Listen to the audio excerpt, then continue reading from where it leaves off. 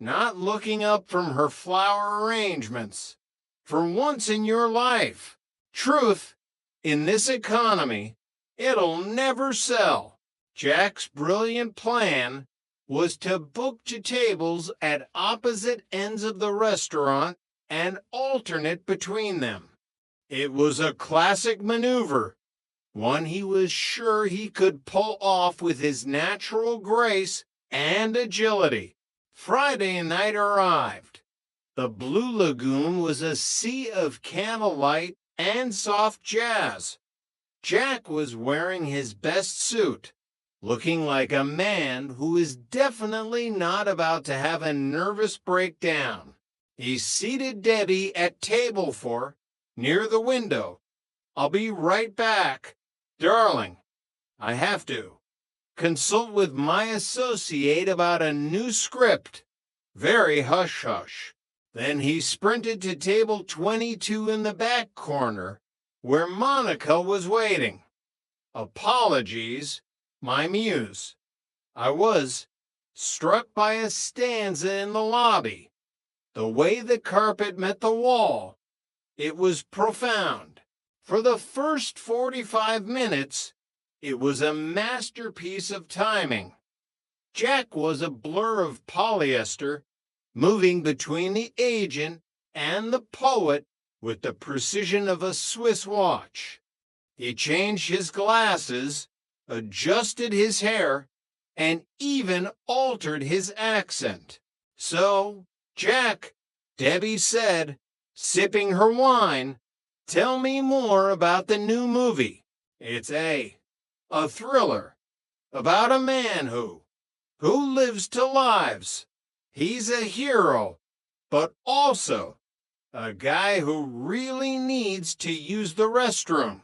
Jack leaped up, ran to the back, swapped his tie, and sat down with Monica. "Jack, your last poem about the soggy noodle was so deep," Monica murmured. "It's a metaphor for the fragility of the human condition in a boiling pot of society.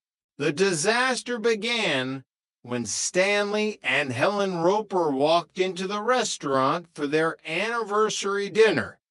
They were seated exactly in the middle of the room. "Tripper," Stanley barked as Jack attempted to crawl past their table. "Why are you wearing two ties? It's a fashion statement. Mr. Roper, the double Windsor. Very chic.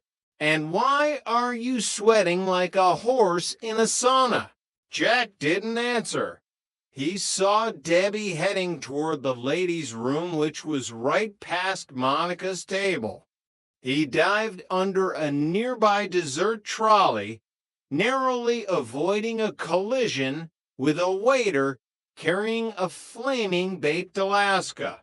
"Interactive dining," Jack shouted from under the cart. The situation spiraled. Debbie saw the poet Jack talking to Monica. Monica saw the agent Jack waving at the Ropers. Within minutes, the two women were standing over him, their expressions ranging from confusion to cold fury. "Talent agent?"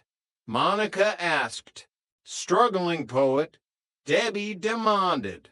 Jack looked up from the floor, where he was currently entangled in a tablecloth. I'm a student of life, a multifaceted individual exploring the duality of man." The evening ended with 2 glasses of water being poured over Jack's head and a very large bill that he couldn't pay because he'd spent all his money on the double Windsor ties. As he walked home, soaking wet and penniless, he found Jeanne and Chrissy waiting for him on the stairs of the apartment building. "How was the date, Jack?" Jeanne asked, holding back a smirk. "Dates," Chrissy corrected. "Plural." Jack sighed. wringing out his jacket. Let's just say that from now on, I'm sticking to one girl at a time. Or better yet, no girls. I think I'm going to enter a monastery. Do they have monasteries with good kitchens? I don't know. Jana laughed. But I do know one thing, Jack. You might be a terrible agent and a mediocre poet, but as a comedian, you're world class. Jack grinned, despite the cold. You know, you're right. Now, who wants to help me write a poem about the drowned sailor? Chapter 24, The Spice of Strife. The kitchen of apartment 201 was a sanctuary of stainless steel and the lingering scent of rosemary. But today, the atmosphere was thick with a different kind of tension. Jack Tripper was preparing for the visit of André Lenin, a world-renowned French culinary critic who is rumored to have the palate of a god and the patience of a hungry alligator. He's coming to the college today. Jana, Jack cried, frantically whisking a reduction. And the dean said if I impress him, I could get a recommendation for the Savoy in London. That's wonderful.